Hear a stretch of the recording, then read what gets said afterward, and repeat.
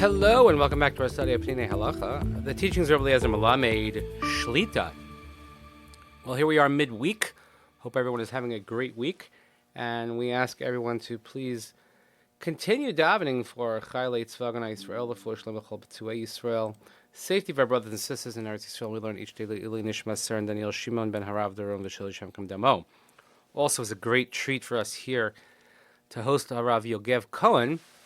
Rav Yogev, who's part of Machon HaBracha, responsible for bringing the Sifrei Peninei Halacha to light, La'or, so to spread the Torah. He also happens to be the son-in-law of Rav Melamed, close friend, but a privilege to have him here in the United States, sharing his wisdom and his Torah. So the next chapter, Suda Lifnei Tefillah Mincha.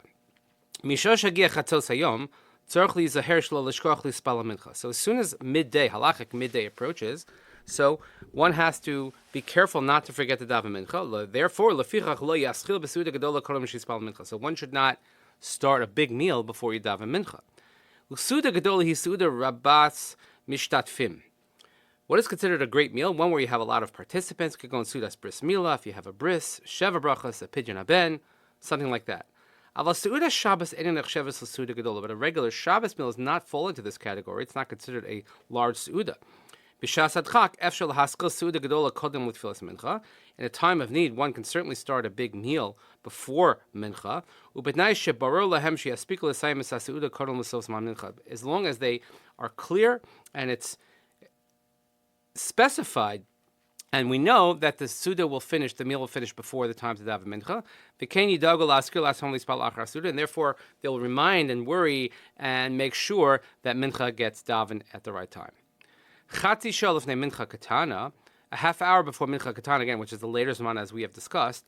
Kishlosh shows lifnei shkia zechama, about 3 hours before shkia, before sunset. Also lemisha lo yispala mincha lechal suda katana. So then, one who has not daven mincha yet shouldn't eat even a small meal. And if someone has accepted upon himself responsibility, I'm going to remind him to daven, mutar lechol, then you could eat. Therefore, one can set an alarm that will remind you when it's time to daven. But you have to remember that as soon as the clock, the bell rings, for whom the bell tolls, then you have to stop your seuda, you have to stop your meal, you have to go daven. There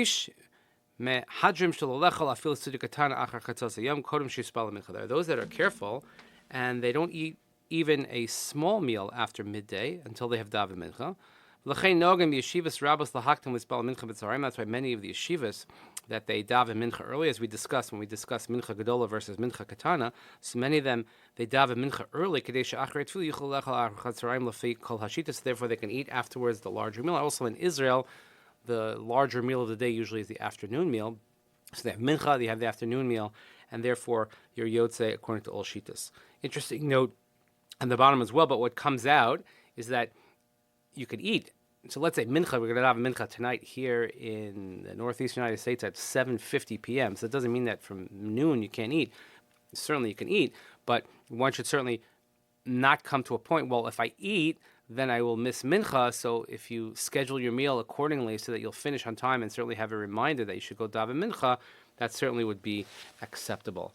I'll tell you what is acceptable is having everyone join us to learn Torah. It's amazing. Please continue davening for Chaylei Tzva Agana Yisrael, for Shlem B'chol B'tuei Yisrael, safety of our brothers and sisters in Israel, Nishmat Ser and Daniel Shimon Harav Daron V'Shel Shem Kam Damo. Really, thank you so much for joining us for our learning. Hope you have a great day, and we'll see you here next time.